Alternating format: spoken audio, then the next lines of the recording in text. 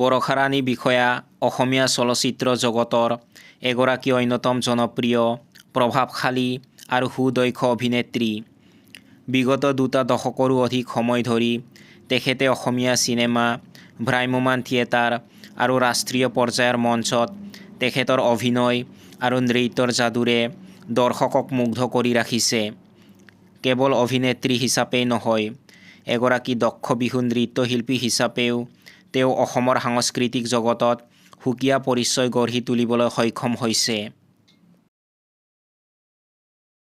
প্ৰখ্যাত অভিনেত্ৰী বৰষাৰাণী বিষয়াৰ প্ৰাথমিক শিক্ষা গুৱাহাটীত আৰম্ভ হৈছিল। তেওঁ গুৱাহাটীৰ ছেইণ্ট মেৰিজ কনভেণ্টৰ পৰা স্কুলীয়া শিক্ষা সমাপ্ত কৰে। ইয়াৰ পিছত তেওঁ কটন কলেজ, বৰ্তমানৰ কটন বিশ্ববিদ্যালয়ৰ পৰা উচ্চতৰ মাধ্যমিক আৰু স্নাতক ডিগ্ৰী লাভ কৰে। শৈশৱৰে পৰা নৃত্য আৰু অভিনয়ৰ প্ৰতি থকা ধাউতিৰ বাবে তেওঁ আনুষ্ঠানিক শিক্ষাৰ সমান্তৰালকৈ কলাক্ষেত্ৰখনৰ সৈতেও জড়িত হৈ পৰিছিল। 1983 চনৰ 20 ছেপ্টেম্বৰত গুৱাহাটীত বৰষাৰাণী বিষয়াৰ জন্ম হয়। তেখেতৰ পিতৃ অশোক কুমাৰ বিষয়া আৰু মাতৃ হেপীমণি বিষয়া। তেখেত মূলতঃ কৈৱৰ্ত সম্প্ৰদায়ৰ লোক। সৰুৰে পৰাই সাংস্কৃতিক পৰিৱেশত ডাঙৰ দীঘল হোৱা বৰষাৰাণীয়ে অতি কম বয়সৰ পৰাই অভিনয় আৰু নৃত্যৰ প্ৰতি আকৰ্ষিত হৈছিল।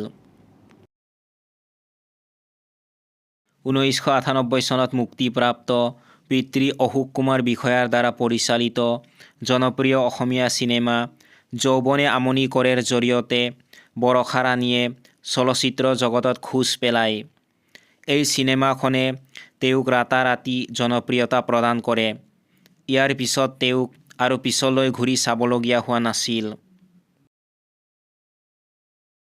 তেওঁৰ উল্লেখনীয় চলচ্চিত্ৰসমূহৰ ভিতৰত বুকুৰ মাজত জ্বলে, জোন জ্বলে কপালত, আই লাভ ইউ, মিঠা মিঠা লগনত, মাঘত মামনিৰ বিয়া, অৰ্পণ, জুমন সুমন, উজনিৰ দুজনী গাভৰু, বিধাতা, হিয়াৰ দাপোনত তোমাৰে ছবি, চেনাই মোৰ ঢুলীয়া, ধুনীয়া তিৰোতাবোৰ, বসুন্ধৰা, তোমাৰ খবৰ, পলে পলে উৰে মন, মি এণ্ড মাই ছিষ্টাৰ, অবিৰত ধাৰা, জোনাকী আলি, নিয়ৰ পাই মুকলি হ'ল, খেল দ্য গেম, তুমি আহিবানে, প্ৰিয়ৰ প্ৰিয়, ৰক্তবীজ, ৰত্নাকৰ, ৰাজনীতি আৰু গুৱাহাটী ডায়েৰী আদি উল্লেখযোগ্য।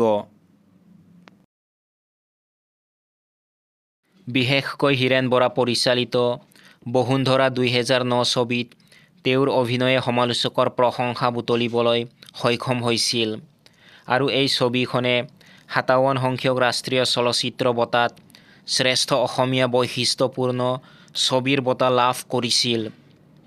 তদুপৰি জেচিন বৰা পৰিচালিত ৰত্নাকৰ 2019 ছবিত তেওঁৰ চৰিত্ৰটোৱে যথেষ্ট সমাদৰ লাভ কৰিছিল। তেওঁৰ বহু চিনেমা ব্যৱসায়িকভাৱে সফল আছিল। চলচ্চিত্ৰৰ উপৰিও বৰষাৰাণী বিষয়া অসমৰ ভ্ৰাম্যমাণ থিয়েটাৰৰ এগৰাকী অন্যতম জনপ্ৰিয় অভিনেত্ৰী। তেওঁ হেঙুল থিয়েটাৰ, ভাগ্যদেৱী থিয়েটাৰ আৰু বহুতো নামী দামী থিয়েটাৰ গ্ৰুপৰ সৈতে কাম কৰিছে। ভ্ৰাম্যমাণৰ মঞ্চত তেওঁৰ জনপ্ৰিয়তা অকল্পনীয়। লগতে তেওঁ অসমৰ এগৰাকী প্ৰতিষ্ঠিত বিহু নৃত্যশিল্পী। বৰষাৰাণী বিষয়াই তেওঁৰ অভিনয় জীৱনত বহু বঁটা লাভ কৰিছে। বিশেষকৈ মি এণ্ড মাই ছিষ্টাৰ 2012 আৰু ৰত্নাকৰ 2019 চিনেমাৰ বাবে তেওঁ প্ৰাক চিনে বঁটা প্ৰদান অনুষ্ঠানত শ্ৰেষ্ঠ অভিনেত্ৰীৰ বঁটা লাভ কৰিছিল।